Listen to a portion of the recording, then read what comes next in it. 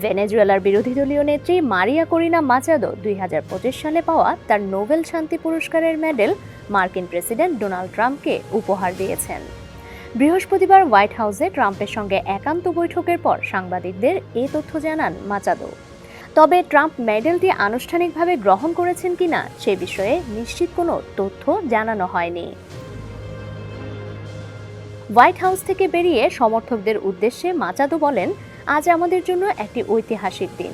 পরে সাংবাদিকদের তিনি জানান, ভেনেজুয়েলার স্বাধীনতা ও গণতন্ত্রের পক্ষে ট্রাম্পের বিশেষ অঙ্গীকারের স্বীকৃতি হিসেবেই তিনি এই মেডেল উপহার দিয়েছেন। ভবিষ্যৎ হোক নিরাপদ, বিনিয়োগ হোক বিশ্বস্ত, আর আমার পছন্দ সল্ট বে। ওয়েলকাম টু সল্ট বে।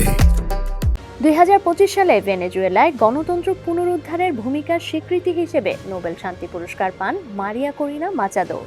তবে নরওয়েজিয়ান নোবেল কমিটি ও নোবেল ইনস্টিটিউটের এক যৌথ বিবৃতিতে জানানো হয়েছে, একবার নোবেল পুরস্কার ঘোষণা করা হলে তা প্রত্যাহার, ভাগাভাগি বা অন্য কারো কাছে হস্তান্তর করা যায় না।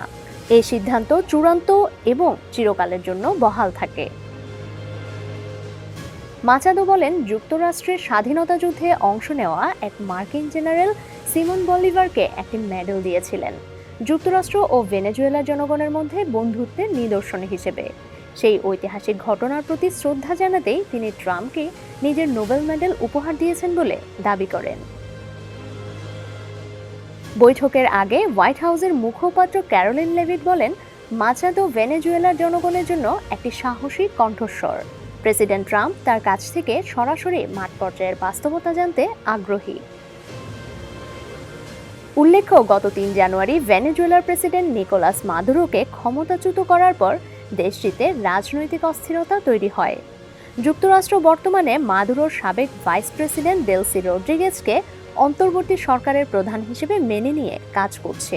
তবে মাচাদোর নেতৃত্বাধীন বিরোধী জোট 2024 সালের বিতর্কিত নির্বাচনে নিজেদের বিজয় দাবি করে আসছে। এদিকে যুক্তরাষ্ট্র ভেনেজুয়েলার তেল খাত পুনর্গঠনে দ্রুত পদক্ষেপ নিচ্ছে। মার্কিন কর্মকর্তারা জানিয়েছেন, প্রথম দফায় ভেনেজুয়েলার তেল বিক্রি করে প্রায় $50 কোটি আয় হয়েছে। একই সঙ্গে দুই দেশের মধ্যে কূটনৈতিক সম্পর্ক স্বাভাবিক করার উদ্যোগও চলছে। ডেলসি রদ্রিগেজও যুক্তরাষ্ট্র সফরের আগ্রহ প্রকাশ করেছেন। তিনি বলেছেন, প্রয়োজনে তিনি ওয়াশিংটনে যাবেন মাথা উঁচু করে।